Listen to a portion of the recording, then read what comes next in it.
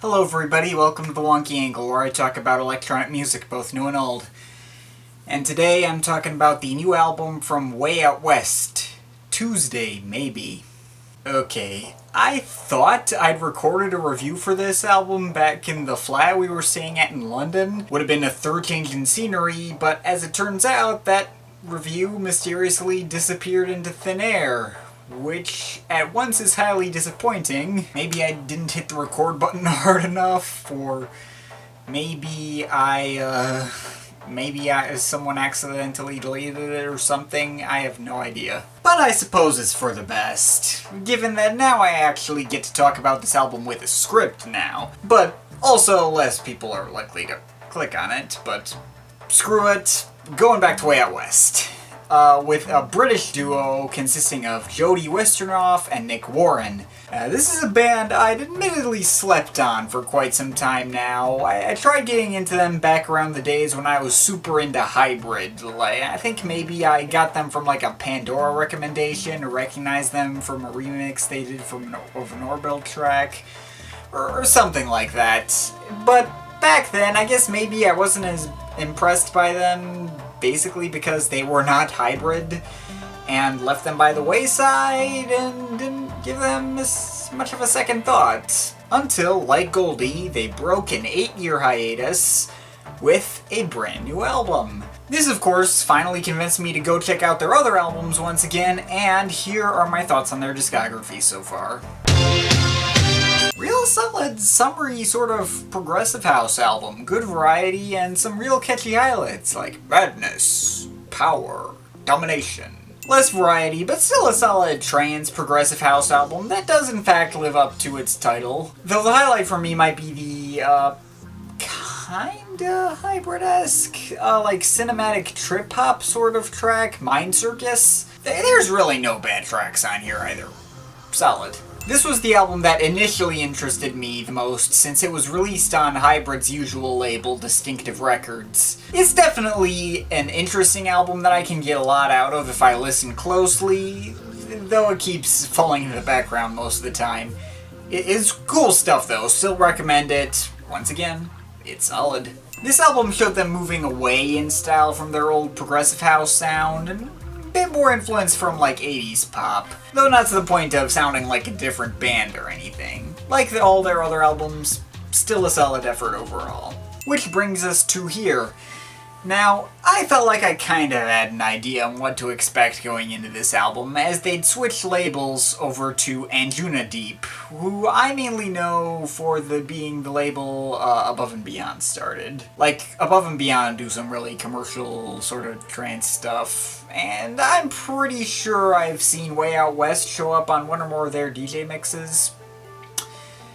Would not be able to tell you which one, since I'm not exactly a super fan of Above and Beyond, or a person that, ever listens to DJ mixes, but I know their style, and could tell this label change would probably be a good fit for them. And it's Anjuna Deep, not Anjuna Beats, which is the main label, and I'm pretty sure this sub-label focuses more on progressive material and deep house, as the name would imply. So I guess I expected Way Out West to continue in the poppier direction they'd started going in with We Love Machine, maybe a bit less distinctive though, and how did it turn out? Yeah, basically what I thought I was gonna get. But they did still succeed in maintaining their identity. And like all their other albums, Tuesday Maybe is certainly a solid effort. Not a track on here that I would consider bad. Well, there were definitely a few forgettable ones, but it was still definitely an enjoyable release from start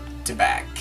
So on this album we got some poppier vocal tracks, and we got several instrumentals as well. In general, I definitely enjoyed the instrumentals on this album more than the vocal tracks. Though that's not to say there was nothing there. Most notably, the opener, Running Away, was a really strong start to this album. Really catchy track there. I'm thinking maybe it's Sunday. I played this one in the car while driving my mom and dad over to a carnival today, and my dad had pointed out that he really liked this track, so that's a thing. And I also like the track Oceans, also a pretty catchy track. Though the oceans will remain and the stars will burn the same, nothing's gonna change. The other vocal tracks were not nearly as catchy, though that's not to say they had nothing to offer. Like, The Call is admittedly pretty forgettable, except for some small little details that only stick around for a few seconds, namely like a 3-second sample of the original version of Robert Miles' Children.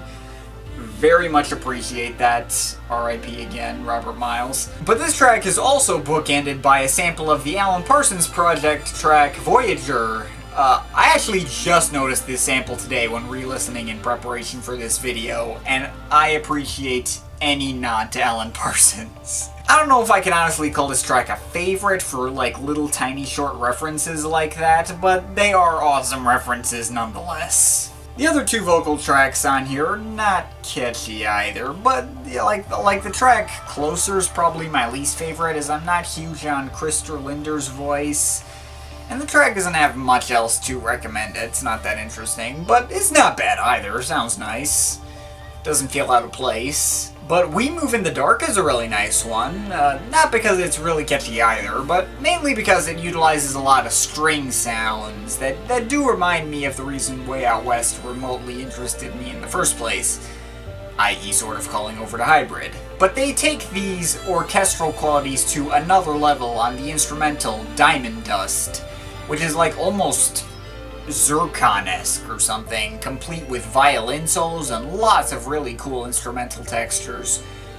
Probably my favorite track on here. And on that note, let's discuss the instrumentals. There's not a ton to discuss, but they are all solid tracks that are fun to listen to. Like Set My Mind, really fun and upbeat, good party track there, with some catchy samples. Wanna play hoes?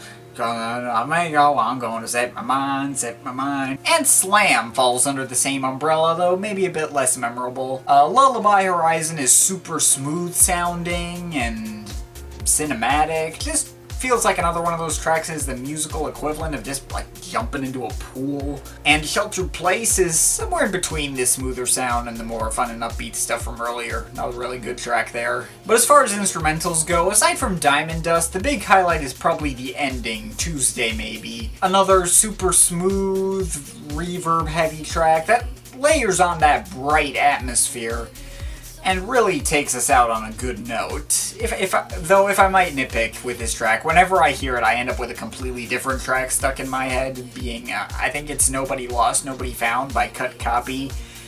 Ha ha ha, burn the face of love. I think they're in the same key, like they have the same tempo and the same chord progression.